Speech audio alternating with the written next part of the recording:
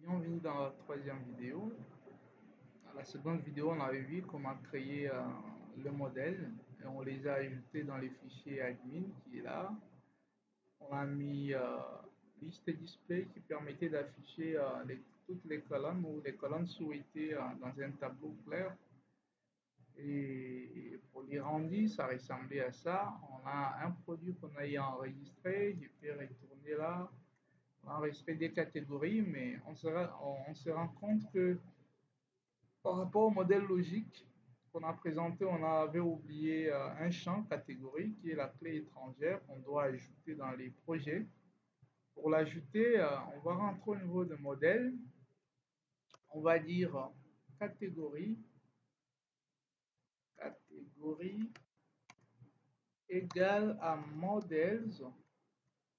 Models, point, c'est une clé étrangère, on va dire foreign key,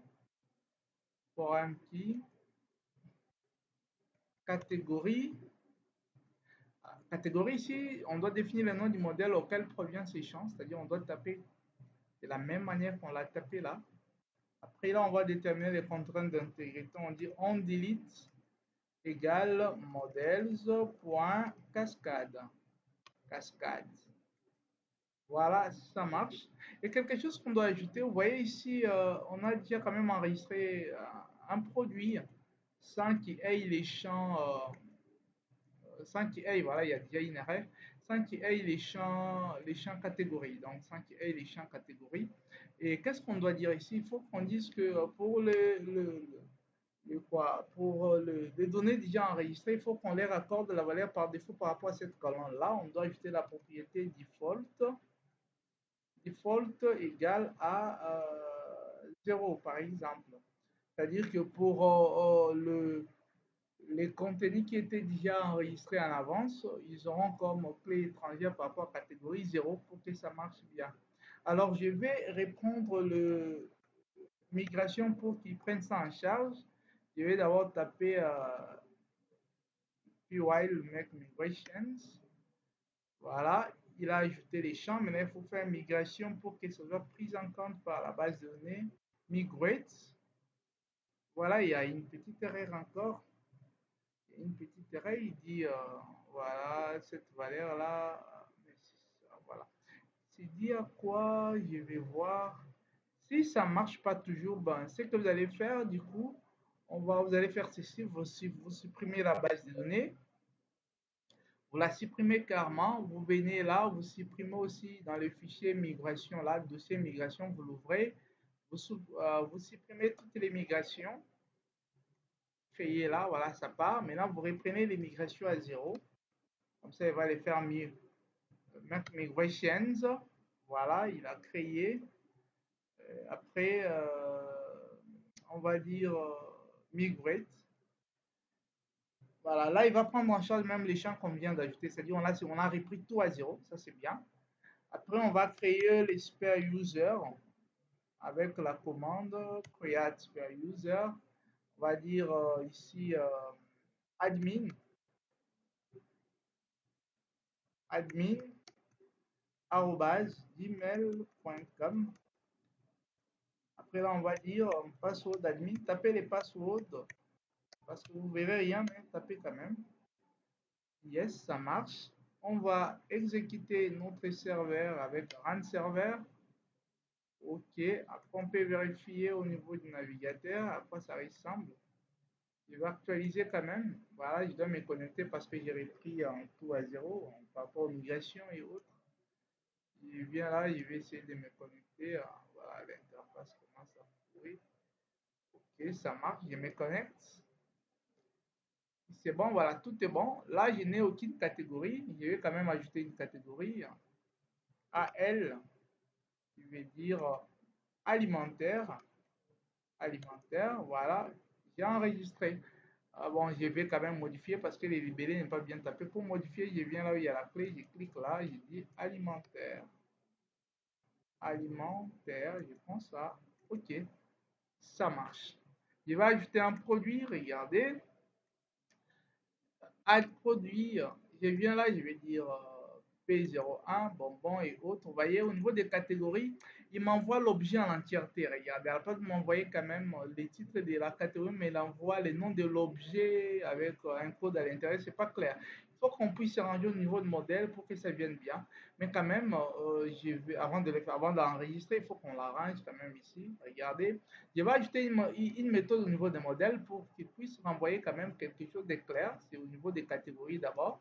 J'ai créé une méthode def. Def veut dire define, c'est le mot-clé qui permet de créer une méthode dans Django. Def, cette méthode qui est déjà reconnue, -r, str, voilà, voilà, il la récupère, voilà, voilà. Str, cette méthode va retourner quoi? Je vais dire, cette méthode-là, elle vient comme ça. Self qui veut dire, self, c'est-à-dire, représente la classe. Après, il dit retourne self. Quand on appelle la catégorie, que tous les champs ne partent pas, voire même le nom de l'objet, mais plutôt renvoyer seulement les libellés. Ça, c'est bien. Voilà. Je l'ai fait de même avec produit. Si on appelle un produit, que tous les champs n'aillent pas, on a justement besoin du libellé du produit. Vraiment, ici, c'est le problème de l'indatation ou l'indatation. Si vous ne respectez pas, ça ne va pas aller. Vous voyez, j'ai mis def au-delà de cette ligne. Il a refusé, c'est une erreur, il faut rentrer bien. Après, ici, je récupère aussi les libellés. C'est bon. Je vais actualiser quand même. Vous allez voir l'importance de cette méthode-là. Vous voyez, avant, c'était comme ça. C'est pas trop clair ça. Je vais actualiser. Voilà, ça dégage maintenant les noms. C'est-à-dire, là, je vais enregistrer un bonbon. Voilà. Sa catégorie, comme il y a une seule catégorie, elle va apparaître celle. J'ai dit enregistrer. Voilà, il a enregistré. Mais les champs catégorie n'est pas encore, on ne l'a pas ajouté ici. On essaie quand même de l'ajouter dans la partie admin. Je viens au niveau des admin. Je vais ajouter les champs là, virgule, catégorie. Catégorie. Voilà. Ces erreurs en rouge apparaissent au moment où vous tapez quelque chose qui ne correspond pas aux champs qui sont ici. Ah, cette erreur en rouge, vous la verrez toujours dans ces cas-là. Alors, je vais essayer d'actualiser pour voir si tout va bien. Ça marche, c'est-à-dire même la catégorie est affichée. Voilà. L'étape suivante, vous voyez que tout ce qu'on a eu à faire, on a eu à utiliser les interfaces Django. Django nous a fourni les interfaces pour tous nos modèles, enregistrer, supprimer. J'ai montré dans la seconde vidéo comment on pouvait supprimer. Mais maintenant, on ne peut pas créer une application Django pour qu'on puisse utiliser cette interface parce que c'est une interface propre aux développeurs ou aux techniciens parce que les clients qui vont utiliser votre projet ne peuvent pas naviguer ici parce qu'à partir d'ici, vous ne pouvez pas limiter les droits d'accès. Donc, tout le monde a les mêmes droits. C'est comme un administrateur. Raison pour laquelle cette interface, seul le super user peut accéder. Donc, vous voyez, les super users, c'est nous qui en créons et les super users n'ont pas de limite. C'est-à-dire qu'il faut créer une interface admin à part pour les clients qui vont manipuler l'application. Et là, on doit créer nos propres pages HTML où on va les modeler, créer les tableaux nous-mêmes, les boutons supprimer nous-mêmes.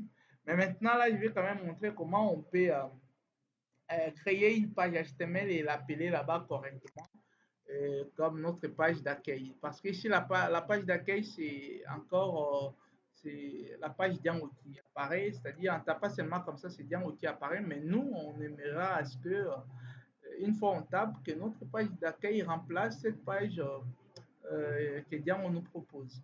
Alors, ce qu'on va faire, je vais créer les templates. Les templates, c'est un dossier là qui va comporter les pages HTML. En Django, on crée un dossier qui doit s'appeler template en respectant l'orthographe parce que si vous tapez mal, il ne va pas reconnaître ça. Je vais créer ça, je clique là une fois, je crée un dossier que je vais appeler template. Template, ça marche. Alors, à partir de ces dossiers, je vais créer un fichier HTML dans ces dossiers. Je l'appelle index.html. HTML. Voilà, ça marche. Alors, pour que l'application Django interagisse avec le fichier HTML, il y a un fichier qui s'appelle View. C'est le fichier là qui permet de faire interagir les codes Django avec le fichier HTML. Je vais créer quand même une méthode qui va commencer à appeler cette page. Donc, tu vas retourner cette page en quelque sorte.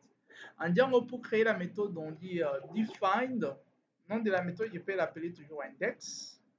Et là, je vais dire request. Request qui veut dire une requête. Voilà, je dis deux points enter. Qu'est-ce que cette méthode va retourner? Je dis retourne render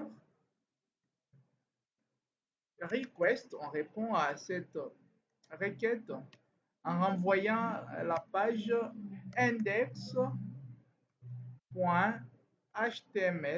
qui est là. Voilà. On doit renvoyer la page index.html. Là, on a créé la méthode, mais pour que cette méthode soit utilisée, on doit faire les routages. C'est-à-dire créer la route pour cette méthode, la route par laquelle on peut accéder à cette méthode.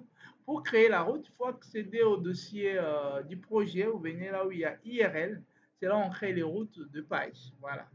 Par défaut, il y a une seule route qui s'appelle admin, c'est là où on accède même à l'interface admin. Vous voyez, quand on vient là, par défaut, c'est la page d'accueil. Quand on fait barre admin, c'est là où on vient, c'est une route, voilà, qui mène vers l'interface administrative des Django. Et là, nous, on va créer une route par défaut, donc une route qui s'affichera au lancement même de l'application. Elle sera la route par défaut et n'aura pas quelque chose à taper pour que vous y accédez. Alors, je vais créer la route, je vais copier ça. Voilà, j'ai dit, cette route que j'ai créée, c'est une route par défaut qui va s'afficher par défaut, c'est-à-dire ici on ne met rien. Et ici, je vais appeler ma méthode là que je viens de créer dans la partie view. La partie view est là, j'ai créé une méthode. Je vais l'appeler la méthode index. Je reviens au niveau d'IRL. Je vais dire index. Index. Après, je mets virgule. Les, le nom de la route, name, je vais l'appeler toujours index par exemple. Maintenant là, il refuse, il ne reconnaît pas index parce que index provient de view. Là, IRL ne reconnaît pas, c'est-à-dire on doit importer index. On va dire from. View se trouve dans quel dossier? App commande. On va dire from app commande. Point view qui est là. View. Import index. Import index qui est le fichier là. Import index. Voilà, il n'y a pas d'erreur. Et là, si on lance bien, ça doit quand même afficher la page HTML. Si ça n'affiche pas, donc il y a un problème qu'on doit résoudre. Je vais actualiser.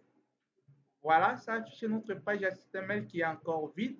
C'est-à-dire, si je viens ici, je tape quelque chose, NH1, je vais taper NH1 ici. H1, voilà, je dis bonjour. Bonjour. Voilà, bonjour. Et je rentre là, je vais actualiser ma page. Voilà, bonjour apparaît. Maintenant là, nous, ce qu'on va faire, on va intégrer un template. À la prochaine vidéo, peut-être, on va intégrer un template. On ne va pas utiliser quelque chose de pareil. Mais à quoi ressemble un template? Un template admin, c'est vraiment un modèle qui est confortable, un modèle qui est comme l'interface admin des Django qu'on vient de voir tout à l'heure. Donc, il va nous fournir les modèles des tableaux, les modèles des formulaires. Nous, tout ce qu'on va faire, on va voir seulement sur beau, on copie, on colle. Donc, à la prochaine vidéo, on va comment intégrer un template Bootstrap dans un projet Django. C'est ce qu'on va faire maintenant pour que nous avancions très rapidement de manière professionnelle. On ne peut pas créer les codes HTML du début à la fin, c'est fatigant et ça ne sera même pas beau. Mais les gars ont travaillé sur plusieurs templates qu'on peut prendre et intégrer dans les projets. Ça vous permettrait de donner un bon rendu à votre application. Donc, rendez-vous à la 4e vidéo où on va montrer comment intégrer un template admin dans un projet Django.